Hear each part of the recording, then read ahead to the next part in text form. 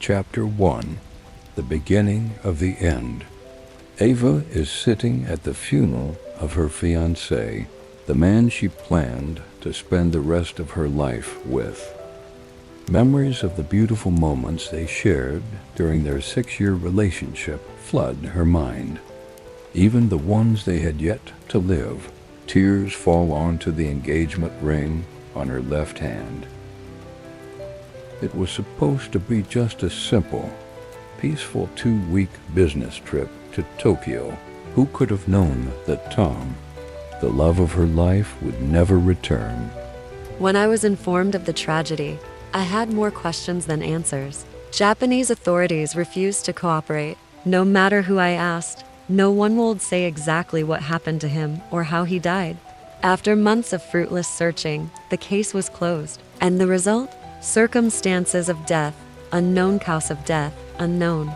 The loss of hope and a growing sense of anger begin to transform Eva from a gentle, devoted girl into a hardened, determined woman, ready to do anything. Broken but strong in her desire to avenge his death, Ava sets off alone to the heart of Tokyo to uncover the truth. Chapter 2. Tokyo Shadows.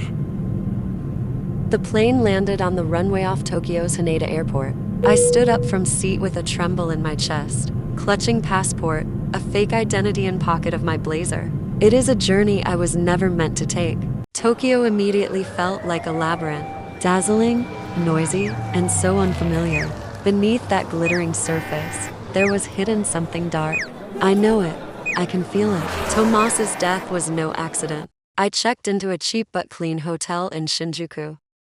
The following days I was reading reports, speaking with embassy staff, and contacting Gevery, who had been in touch with Tom. But yet again, everything led to a dead end. When I starting to lose my mind, an anonymous letter appeared in front of my hotel doors. I lifted the letter from the ground and start reading. Your Tomas was in the wrong place at the wrong time. 2 families, 1 clash, 1 extra casualty. There was no signature, just coordinates leading in the harbor district. When I arrived at the location, it was already dark. The harbor was deserted, with only the occasional creak of a crane or the distant sound of an engine breaking the night silence. At the specified spot, instead of person, I found a rusty shipping container. Inside were torn pieces of the blazer Tomas used to wear, and next to it, a bullet with name engraved on it. Daichi. I began digging deeper, tracing the name that was on bullet. Eventually, wasn't that hard. Daichi Tanaka, the head of one of Japan's oldest Mafia clan in Nagawa. He is known for his intelligence, punctuality, and also for never getting his hands dirty. I start feel an intense gut-level fear. Not the kind that passes quickly, this is the kind that settles into bones. The fear isn't just of violence, but of not knowing what might happen, or when. Even the bravest people would be deeply unsettled. I am not just up against individuals. I am up against an invisible structure that's designed to make people disappear quietly. I am normal woman, not mafia member, not a killer. I am just in need for justice. But now, when mafia is in play, nobody will help. Telling people could put them at risk, and going to the authorities? Too risky. Especially if the mafia can possible has insiders there. Now I am alone. I began to train. Every morning I running many kilometers, learn basic of judo and self-defense. I also starting to learn mafia members' behavior, photograph their vehicles, mapped routes of their routine movements. I think I am ready. The first name, the first target, just a simple courier, unarmed, but for me it was a solid beginning. I made it into his apartment and using bait, to lured him out onto the balcony. Mine own setup was already waiting, an improvised trap that caused him to fall from the 6th floor. No fingerprints, no traces, just an accident. And that's how it began, my personal war with the mafia. Eva has started to forget who she used to be. She was getting lost in a new world, where words like justice or law no longer existing. The most important thing for her was list of names. Each night, another face, another profile, another plan. Her pain was turning into precision. and with every new body, she felt herself getting closer to Daichi. This last few days, I start to feel that my senses are on overdrive. I start second-guessing every noise outside a window, every unknown number calling my phone. Every unfamiliar face I met caused me stress. Stress become a constant. I have struggled to sleep, eat, or think straight. There's a psychological weight in knowing that I have crossed a system built on loyalty, silence, and punishment. Chapter 3: Invisible Poison. In a world governed by silent rules, Eva disrupted the balance like a sharp scalpel. The first dead were inconspicuous, lower-ranking pawns, errand boys, drivers, but the patterns were too precise. Clean jobs without a trace. Daichi learned about it on the third day after his cousin's disappearance. He was sitting in a private room of a luxury club in Ginza, watching the report on a tablet. At first he thought it was an inside betrayal, someone craving power or someone talking too much. But no, this was different. Kato. Daichi addressed his right-hand man. A tall man with cold eyes nodded and said, 3 dead in 3 days, no connection. Except for one. Daichi slowly stood up from his seat, with no expression on his face. What is it? Kato placed a blurry security photo on the table. On this photo can be seen a hooded woman disappearing into a subway. She appeared near all the crime scenes. No one from our people knows her. I think she acts deliberately. This is no coincidence. Wait, you said she. Daichi stared at the photos. In the darkness, face could not be seen clearly, only a body cloaked in black and long hair, with color of the fire. That same evening, I added another name on my target list. This time, it was a man listed in the files as a middleman. I planted a micro-explosive under his car, but this time, I made a mistake and left behind the evidence at the scene, an engagement ring. Daichi saw the ring at the police photos. She's killing us from the inside, and yet she doesn't belong to any gang. She's not Yakuza member. She's not the police. She's someone from the outside. Although I deep down starting to feel rage, at the same time I starting to admire her. I didn't know her name, didn't know her face, but admire her courage. I knew that acting alone in Tokyo and surviving this long required more than just luck. She was smart, methodical, silent, and at the same time lethally dangerous. Find out who she is, Kato, and bring her to me alive. Alive? Kato asked in shock and surprise. Daichi looked at him. Desire can be seen in his eyes, and with a faint smile he replied, Because I want to know what drives her, and why her pain is greater than her fear. Eva was sitting in a small rented basement room. On the wall hung a map of the city, red pins marking targets, blue cotton threads connecting the crime scenes. There was a calm fire in her eyes, and darkness in her soul. She had no idea that the man she wanted to destroy was now searching for her, and the worst, he already knew her name. Chapter 4: Capture. Whispers began to spread through the streets of Tokyo about a shadow who had been killing members of the Inagawa at night. And Daichi already had enough of this game and unsuccessful chases. We won't wait for her to make the next move. We'll set the stage for her and give her the lead role. Eva had no idea that this time she was the target. She had uncovered another name, Tetsuo Hara, a brutal enforcer. He allegedly was the one who ordered the surveillance of Thomas when he was in Tokyo. But little did she know that was a trap.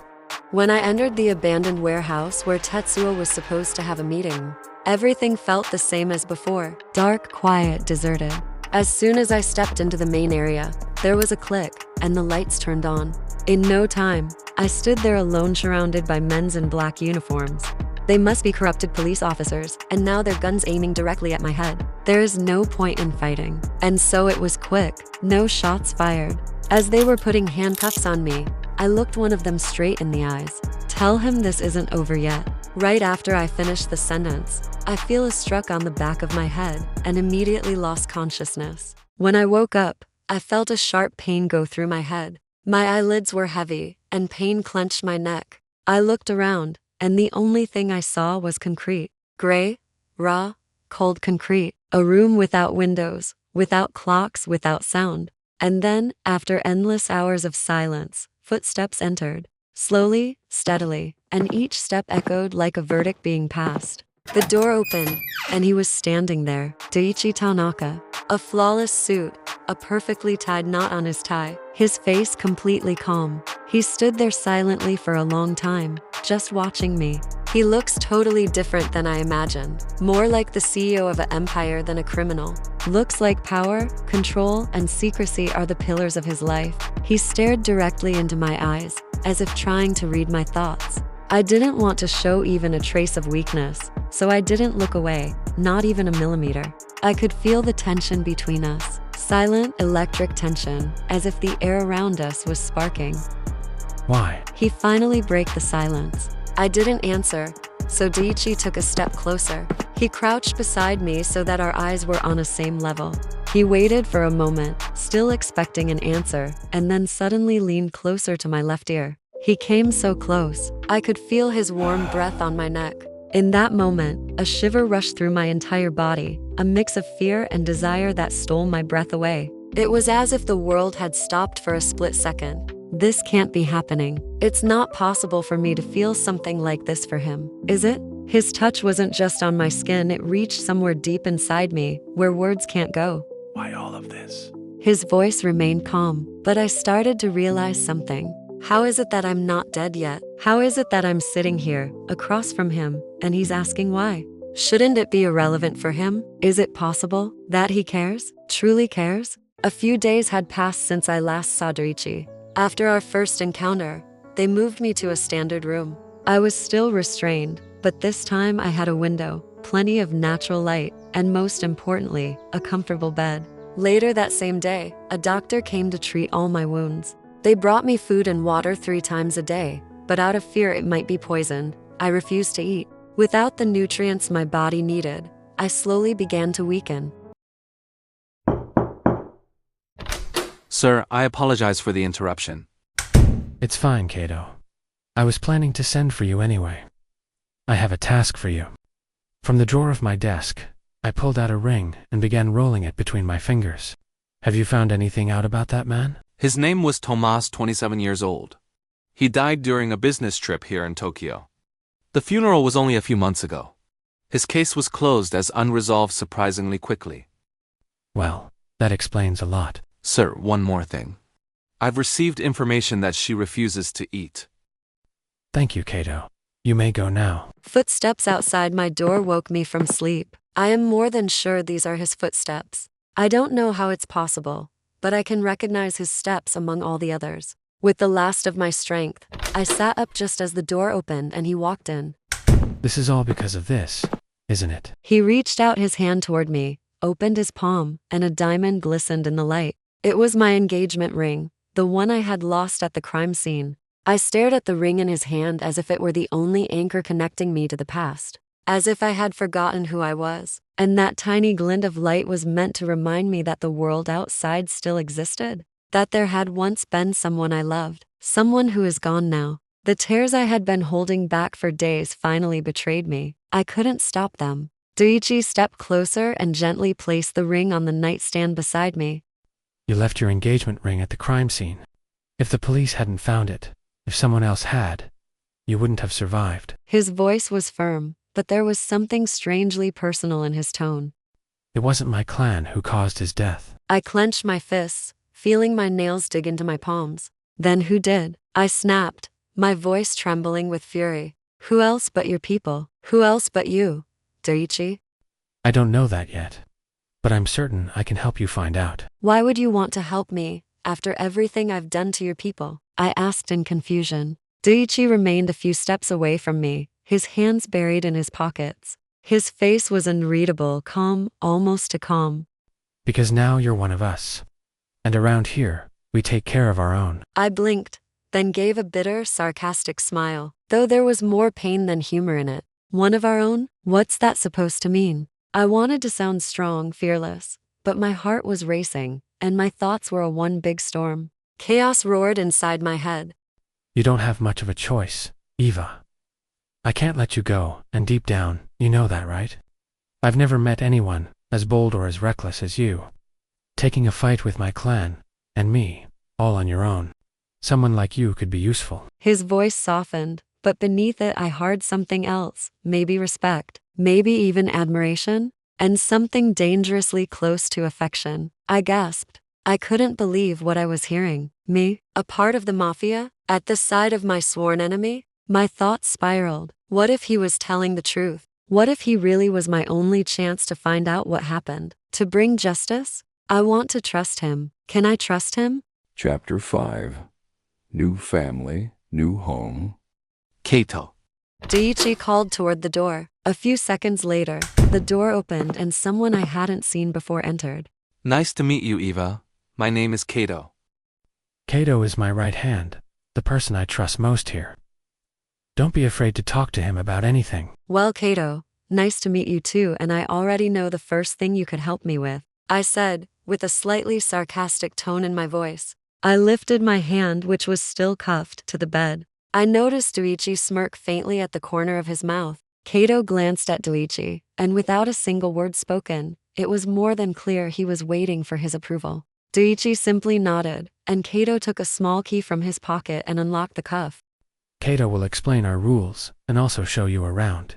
But first, you should eat something. No thanks, I'm not hungry. Right after I said that, my stomach betrayed me with a loud, humiliating growl. After Kato brought me some food and I began to eat, Daichi quietly left the room. Kato stayed with me the entire time I ate, without saying a single word. It was a little uncomfortable. When I finished, I slowly pushed the plate away to get Kato's attention. He looked at me. So, what now? Introduction to the rules? Survival guide for Mafia beginners? There aren't many rules. Kato finally replied. His voice was calm, deep, and surprisingly gentle. But the ones we have, we follow without exception. That sounds comforting. He ignored my tone. First, never leave the house without someone accompanying you. We always move in pairs, so we can watch each other's backs. Second, don't ask about things that don't concern you. Trust me, sometimes it's better not to know. Third, we use violence only in necessary self-defense or in extreme circumstances. We're not some street thugs. And the most important rule, never, ever betray the clan. If you do, you'll lose your life. He said the last part with absolute seriousness. All right, I get it, I nodded. No escape, no stupid questions, no unnecessary violence, and no backstabbing. Got it. Kato stood up from the chair and handed me a fresh change of clothes. Get changed now, and then I'll show you around. He said simply, and stepped outside the door. For the next hour, we walked through the corridors of the estate, which turned out to be much larger than I had expected. Dark wood, modern technology, yet at the same time traditional Japanese elements that felt almost sacred.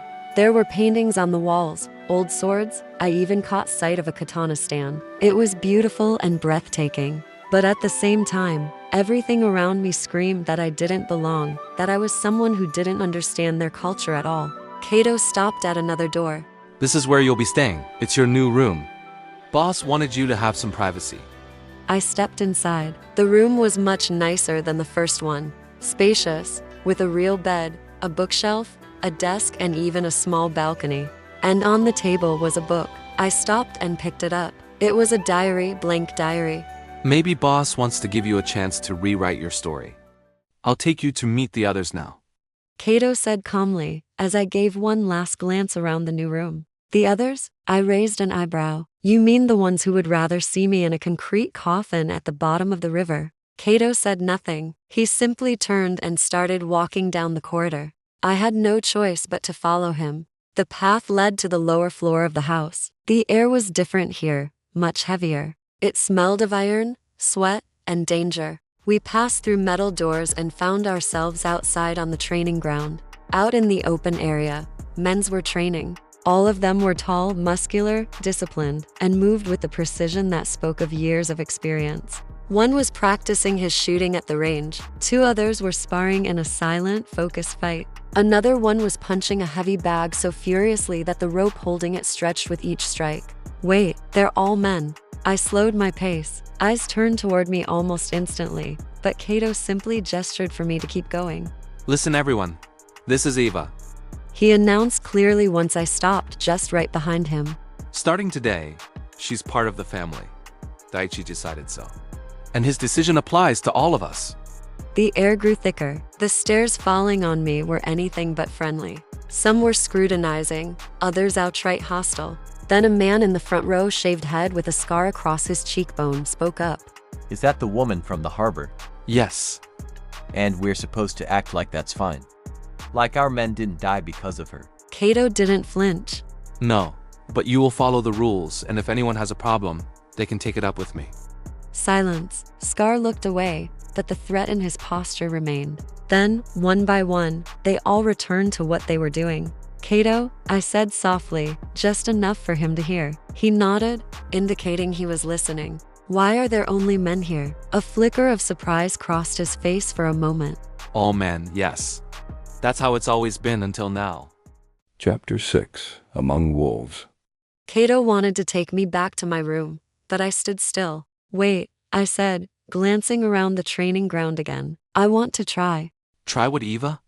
Training, something, anything. I'm not going to just sit around. I want to get involved as soon as possible and be at least a little useful. Kato paused for a moment, thinking. It's not that simple. Training here is tough. Every mistake hurts. Good, I said more firmly than I expected of myself. Then I'll learn how much pain I've got left to endure. Kato raised an eyebrow, but didn't argue. He turned and signaled to one of the men to come closer. This is Hiroshi, one of the best. He'll show you the basics. I'm supposed to train a woman.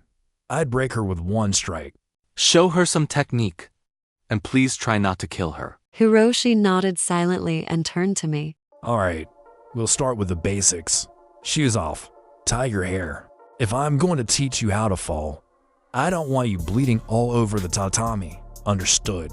We stepped into the area marked for combat training. The others around us gradually slowed down, not out of interest, but because they were waiting for disaster. The first fall came quickly. Hiroshi's movement was fast, clean, and merciless. Before I could react, I was on my back, gasping for breath. Get up. Again. The second time I fell on my side. The third time, I hit my head on the mat so hard the world went dark for a second. Get up. Again. And still, I got up. A fourth time, a fifth, a sixth. Each fall hit harder. Each time I felt more anger. After the seventh impact, I half managed to stay on my feet. Hiroshi paused for a moment, then gestured for me to go again. Daichi stood on the balcony above the training ground, his elbows resting on the wooden railing. He wasn't watching anyone else, only her. When she fell for the first time, he didn't move. His face remained calm, but his jaw was clenched. At the second fall, he narrowed his eyes. At the third, his fingers gripped the railing a little tighter. He watched as she got up again and again. Watch her gaze as full of pain and how she took every blow without a word. He didn't stop it, didn't intervene. He didn't want to take away her chance to prove herself. But every hit she took echoed in him like a reflection of something he had no right to feel. She won't give up, Kato said as he joined his boss. I know, and he may start to respect her.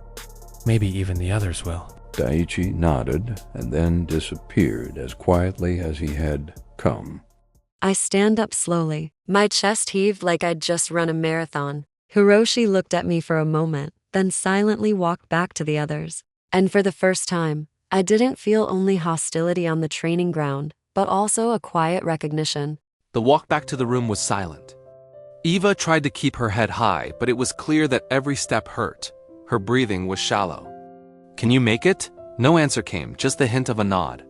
And then her knees gave out. Instinctively, I caught her in my arms. She was lighter than I expected. Without a word, I carried her to her room and gently laid her on the bed. I turned to leave, but then I noticed the dark, bloody marks and bruises forming beneath her shirt along her back. For a brief moment, I hesitated. Then I stepped closer and pulled a small container of healing ointment from my pocket. Without any ulterior motive, only the thought of helping her, I slowly and respectfully took off her shirt. Then, with gentle strokes, I began applying the ointment to her wounded skin. Each movement was a silent expression of care. At that moment, Boss appeared in the doorway. He stopped. His eyes were expressionless for a moment, as if his mind was still trying to process what he was seeing.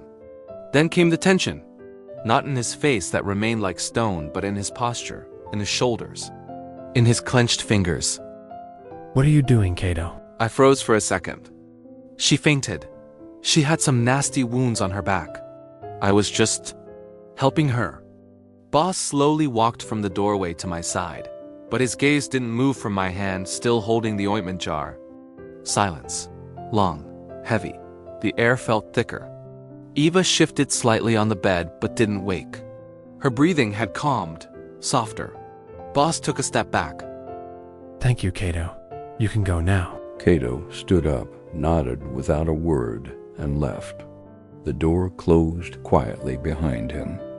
Daichi remained by the bed, looking down at the woman who increasingly unsettled him. His gaze fell to the jar of ointment left on the table. He reached for it, sat on the edge of the bed, and quietly starting applying ointment himself. The beginnings weren't easy. A woman in a man's world, dropped among them like a stone into deep water. My body ached from training, and my mind wrestled with doubt. Yet something inside me refused to give up. At first, some of the members kept their distance. They knew where I came from. They knew my past. But Daichi's stance was clear. She is one of us, and no one dared to question his decision. Kato was by my side almost constantly. He showed me everything I needed to know. How to read the body language of an opponent, how to handle weapons, how to move through Tokyo's narrow alleyways without leaving a trace. But he also taught me what it meant to be part of the clan, what rules they followed, what honor meant, and why blood was only spilled when no other option remained. It didn't take long before it became clear. Eva had not only strength, but a sharp mind. She began to understand strategy. She could read people, sense who was lying, who was afraid, who was hiding their intention, and that was what began to make her not just a valuable member, but something more. She was invited to her first negotiation. She was meant to sit silently and observe. But in the end, it was her who broke the stalemate. With her calm voice and the ability to strike at just the right weak spot in the opposition. After that meeting, even those who once left the room when she entered began to take notice. She began to understand the darkness, but never let it fully consume her heart. And it was this balance that made her exceptional. Some of the men even began to call her Ain-san, a traditional title for a woman with authority in the Japanese underworld. It wasn't a cheap nickname, it was acceptance. On the evening the title was first spoken by one of the veterans, Eva was sitting by the fire with a few members. Kato handed her a cup of sake. You know this is more than just nickname, right? Yeah, I know. Chapter 7. The Truth Beneath the Surface. It was one of those nights when the air felt heavier than usual. The clan's main room was cloaked in shadows. A single lamp hung above the table, casting sharp light and deep lines on the faces of those present. I sat at the head of the table, next to Kato and Daichi. Kato silently placed a black folder on the table. We gained access to old records from the Zikurai clan. It's about Tom. His voice resonating through the tense room. I reached for the folder. My fingers trembled slightly, but my gaze remained steady.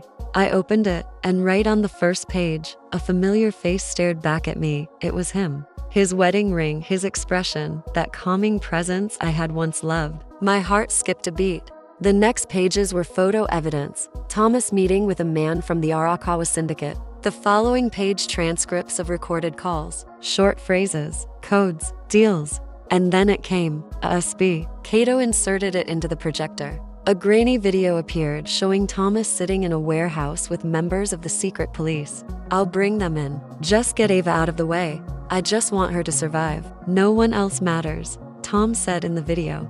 When I caught sight of the time stamp in the lower corner of the video, I froze. He is alive? Daichi sat silently. He hadn't looked me in the eyes once. Yes, they planted him here as an undercover agent to lure us into a trap. He already succeeded with another clan. I stood up slowly and felt like my knees weaken. His death wasn't real. He betrayed me. The words burned on my tongue. Daichi finally spoke, his voice deep and unexpectedly personal. Yes, and he may reveal himself soon. He's avoided our clan all this time, probably because he knew you are here, Eva. Eva left the room. The silence behind her was suffocating.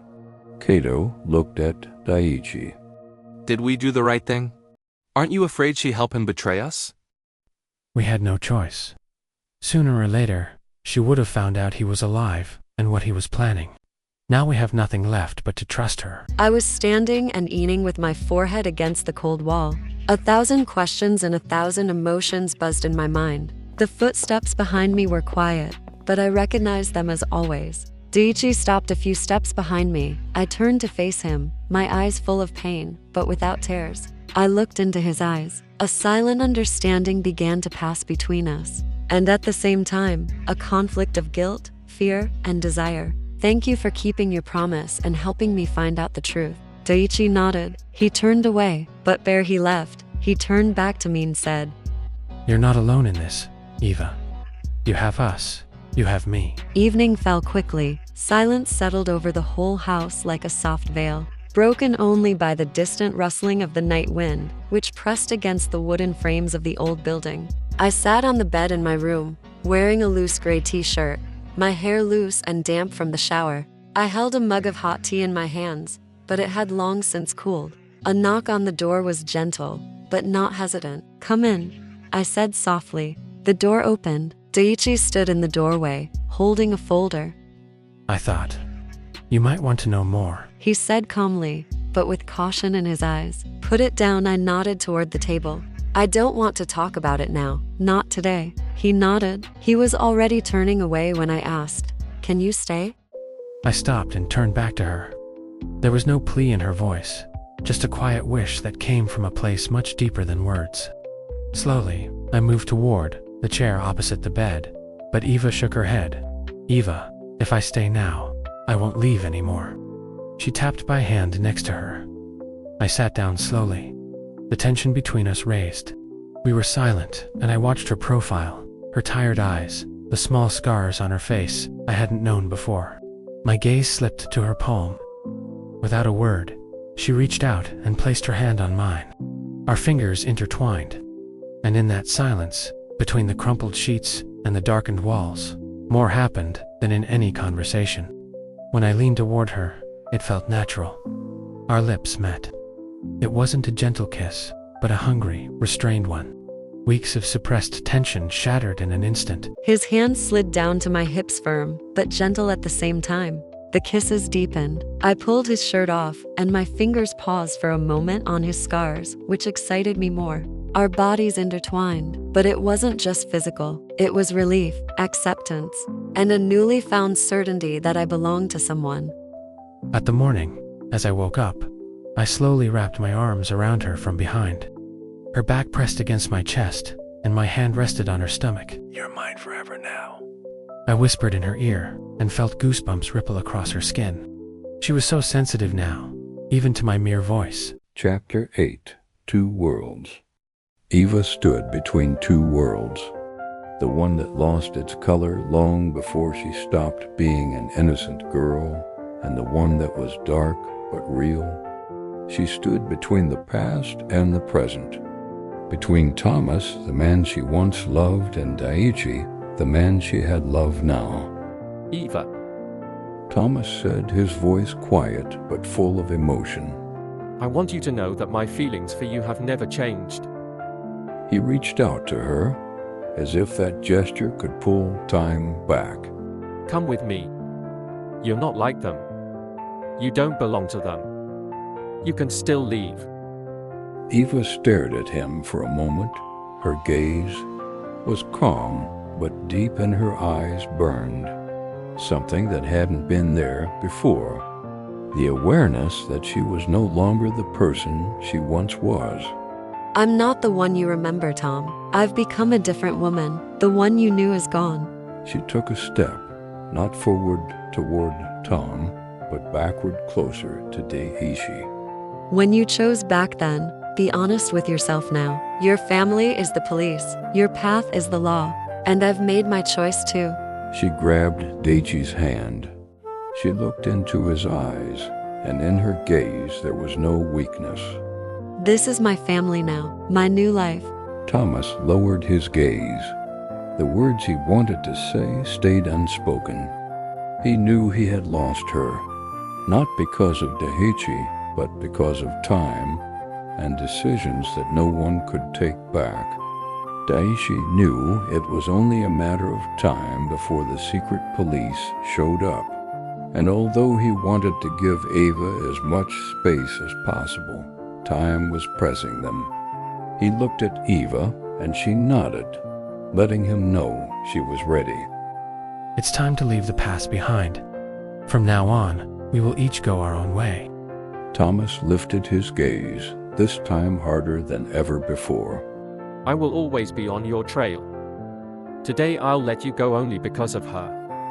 But next time, I won't hesitate. For a moment, the three of them stood in silence. Each of them knew this moment was final.